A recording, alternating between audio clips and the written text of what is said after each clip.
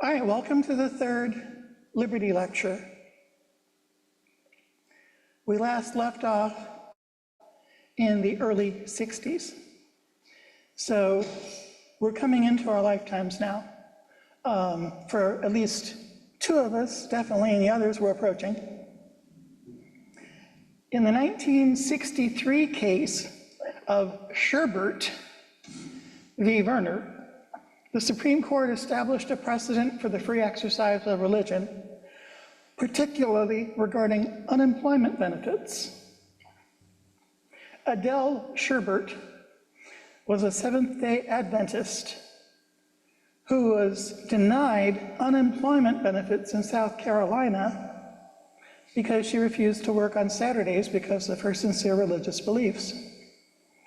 That was deemed a failure to accept suitable work.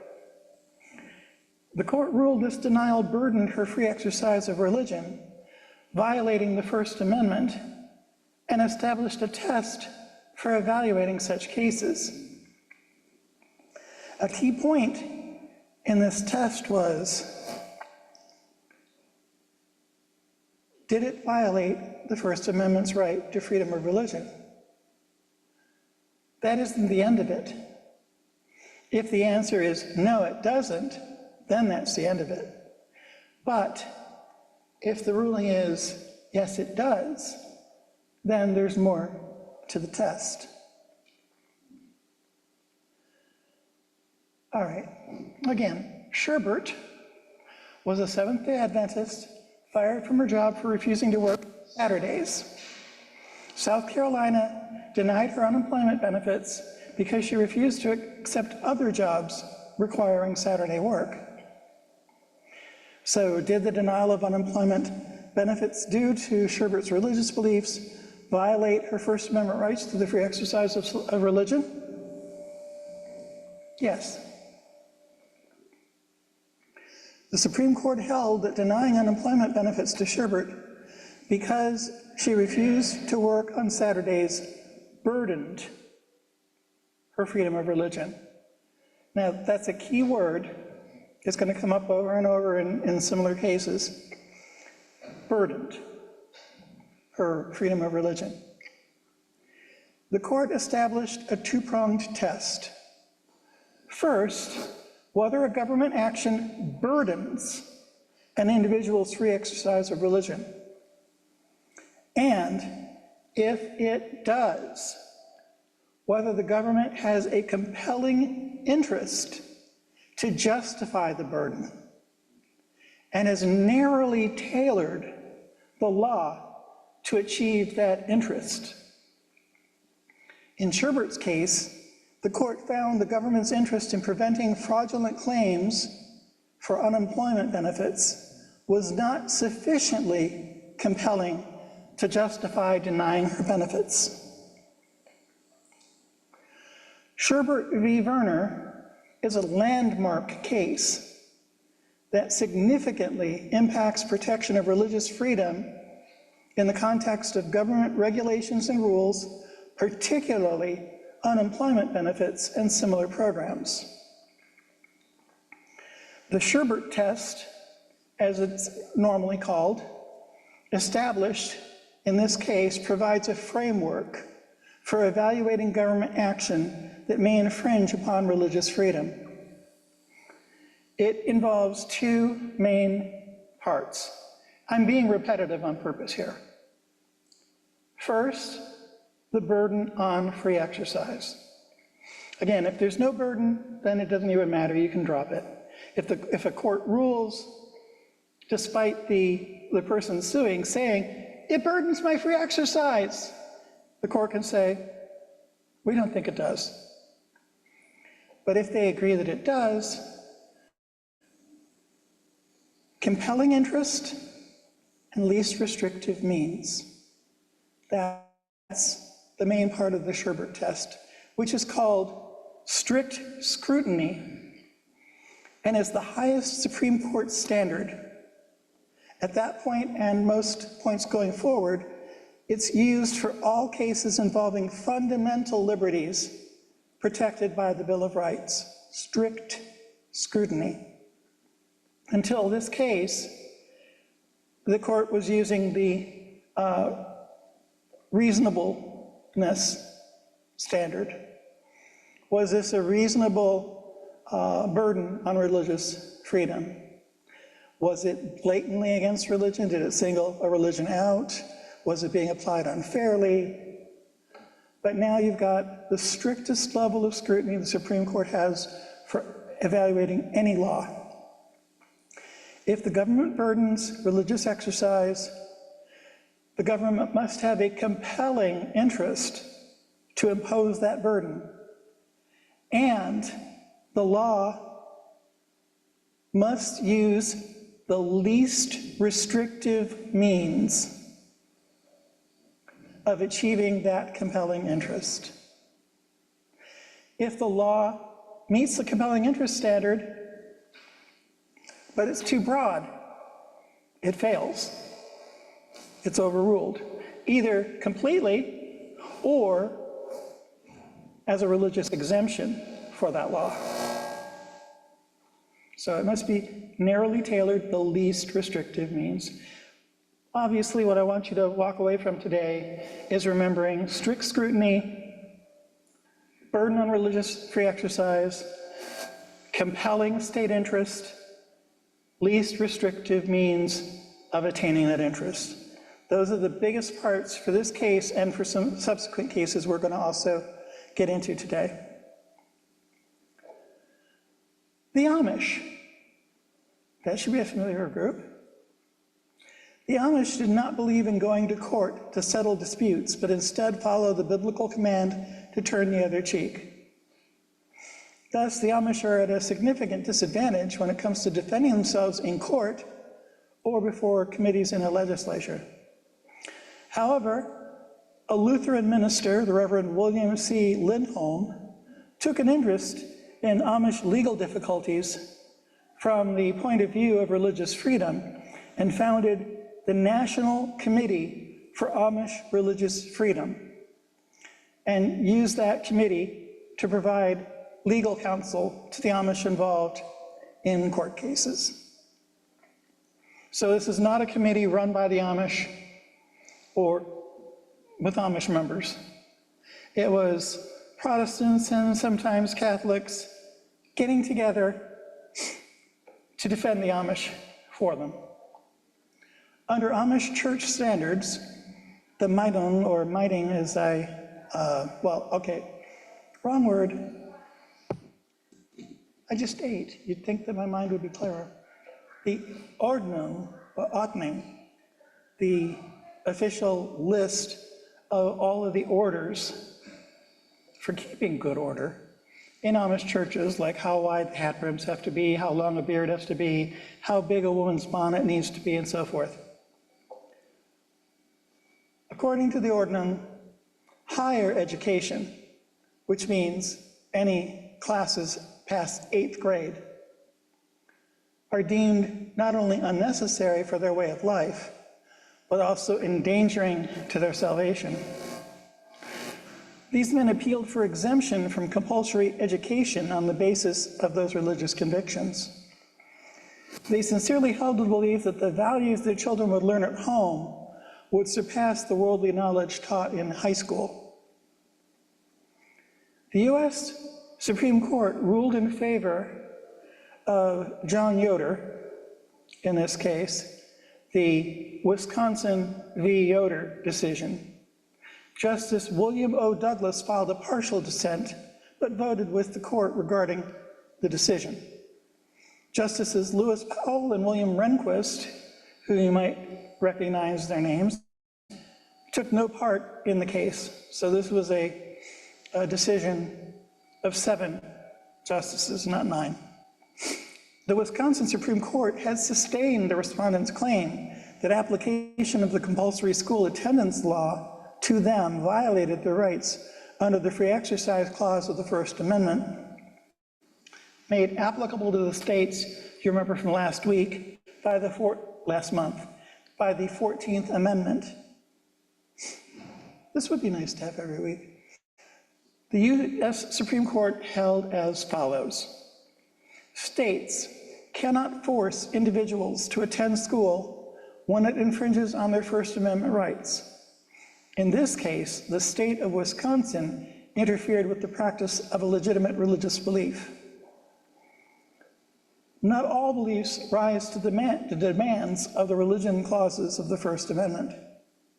There needs to be evidence of true and objective religious practices instead of an individual simply making his or her own standards on such matters. The Amish way of life is one of deep religious convictions that stem from the Bible. It's determined by their religion, which involves their rejection of worldly goods and their living in the biblical state of simplicity. The modern compulsory secondary education is a slap in the face of their way of life.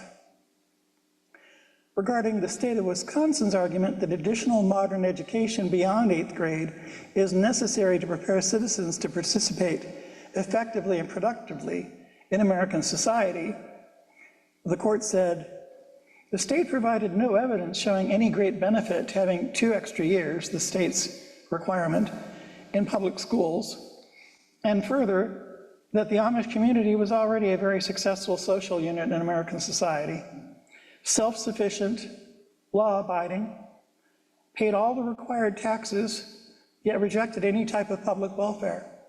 They typically paid Social Security taxes while refusing to collect Social Security benefits. Amish children, upon leaving the public school system, continued their education in the form of vocational training. And you'll remember my mentioning in the Amish class last fall and in January that in the Commonwealth of Pennsylvania that was formalized. And they were considered to still be going to 9th and 10th grades while learning homemaking or learning farming or woodworking or something like that at home. And it was counted as credit toward their courses and grade work. Should I say coursework and grade? The court found no evidence that by leaving the Amish community without 2 more years of school, that Amish children would become burdens on society. The court argued they had good vocational background to rely upon. It was the state's mistaken assumption that Amish children were ignorant. Compulsory education after elementary school was a recent movement that developed in the early 20th century to prevent child labor, keep children of certain ages in school, rather than competing with adults for jobs. The state of Wisconsin's arguments about compelling the school attendance were therefore not very compelling. Responding to Justice Douglas's dissent, the court argued that the question before it was about the interests of the parents to the free exercise of religion and did not relate to the child's First Amendment rights. As such, the argument pertaining to the child's right to exercise freedom of religion was irrelevant in this case. Justice Potter Stewart, joined by William Brennan Jr., filed a concurring opinion stating that the interesting and important questions raised by the dissent were moot since Amish children shared their parents' religious objections to school attendance. Byron White, joined by Brennan and Stewart, filed a concurring opinion saying the case would be a very different one if parents forbade their children from attending any school at any time and from any way with the educational standards of the state. He pointed out that the burden on the children was relatively slight since they had acquired the basic tools of literacy to survive in modern society and had already attended 8 grades of school. Justice William O. Douglas, who dissented in part, wrote, "I agree with the court that the religious scruples of the Amish are opposed to the education of their children beyond the grade schools. Yet I disagree with the court's conclusion that the matter is within the dispensation of parents alone. The court's analysis assumes that the only interests at stake in the case are those of the Amish parents on the one hand and those of the state on the other. The difficulty with this approach is that despite the court's claim, the parents are seeking to vindicate not only their own free exercise claims, but also those of their high school age children. On this important and vital matter of education, I think the children should be entitled to be heard. While the parents, absent dissent, normally speak for the entire family, the education of the child is a matter in which the child will often have decided views. He may want to be a pianist, or an astronaut, or an oceanographer. To do so, he will have to break from Amish tradition. It's the future of the student, not the future of the parents, that's imperiled by today's decision. If a parent keeps his child out of school beyond the grade school, then that child will be forever barred from entry into the new and amazing world of diversity that we have today. The child may decide that that is the preferred course, or may rebel. It's the student's judgment, not the parents', that's essential if we were to give full meaning to what we have said about the Bill of Rights and the right of students to be masters of their own destiny. If he is harnessed to the Amish way of life by those in authority over him, and his education is truncated, his entire life may be stunted and deformed. The child, therefore, should be given an opportunity to be heard before the state gives the exemption which we honor today. The ruling in Wisconsin v. Yoder is cited often as a basis for allowing people to be educated outside traditional private or public schools, such as homeschooling. The implications of the case for the Amish were characterized in this way by Stephen M. Nolt in A History of the Amish, which I mentioned in the Amish class as recommended reading. Since Wisconsin v. Yoder, all states must grant the Old Order Amish the right to establish their own schools, should they choose, or to withdraw from public institutions after completing 8th grade. In some communities, Amish parents have continued to send their children to a public elementary school, even after Wisconsin v. Yoder. In most places, tensions eased considerably after the Supreme Court rule, although certain difficulties remained for some Amish living in Nebraska. Just a note here, the East Holmes County School District in Ohio still operates one-room and two-room schoolhouses catering to Amish parents. Excuse me. I'm lecturing with a cold. So, in this way, because every school district gets paid by the state for every district seat occupied by a student, they can get a lot more money if, in a community of mostly Amish children, the Amish children are willing to go to the school, or their parents are willing to let them go. That was a smart decision. But it does mean some careful walking of a line on state standards for things like science and world geography and so on.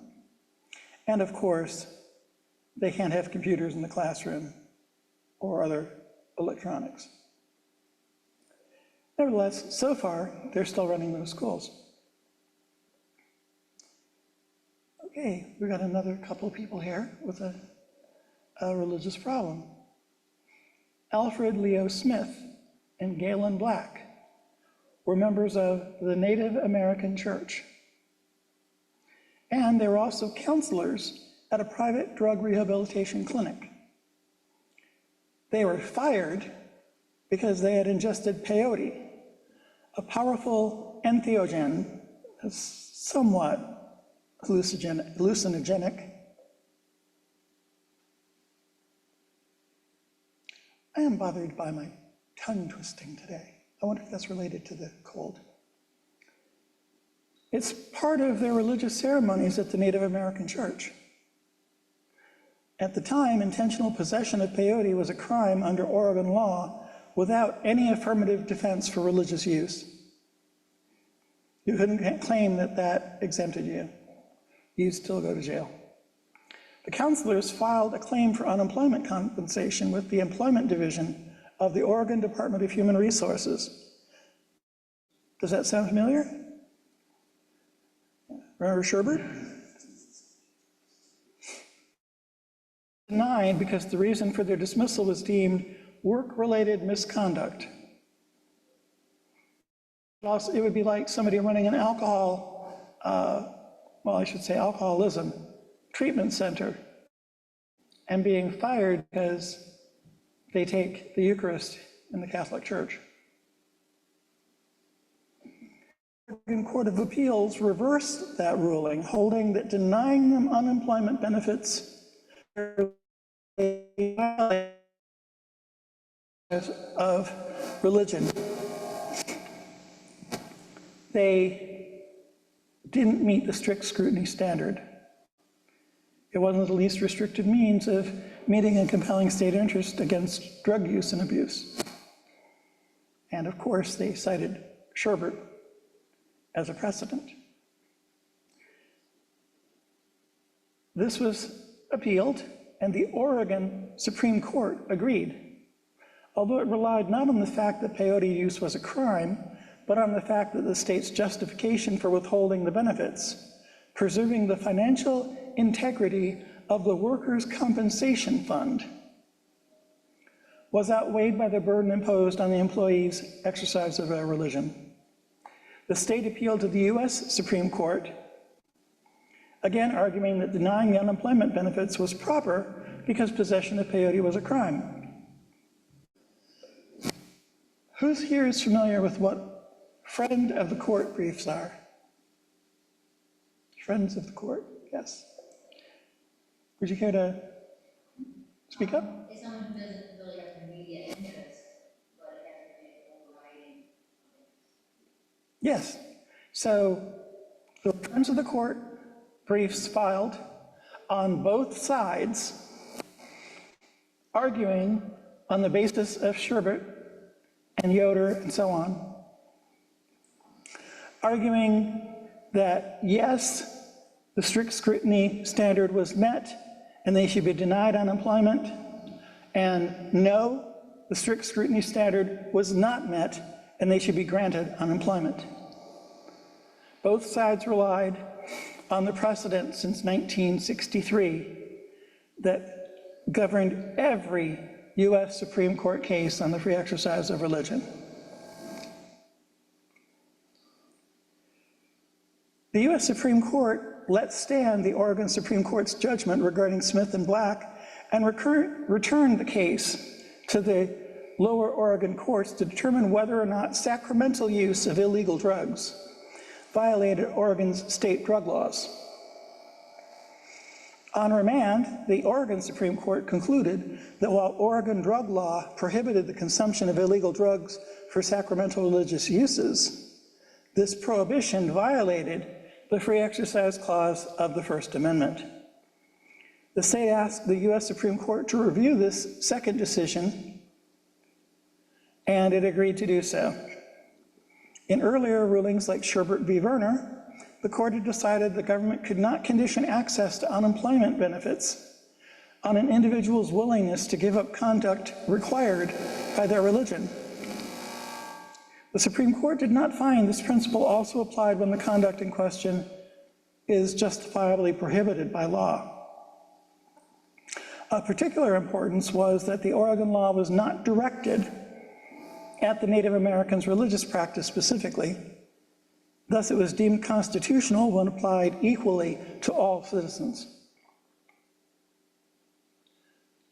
It is a permissible reading of the Free Exercise Clause to say that if prohibiting the exercise of religion is not the object of the law, but merely the incidental side effect of a generally applicable and otherwise valid provision, the First Amendment has not been offended.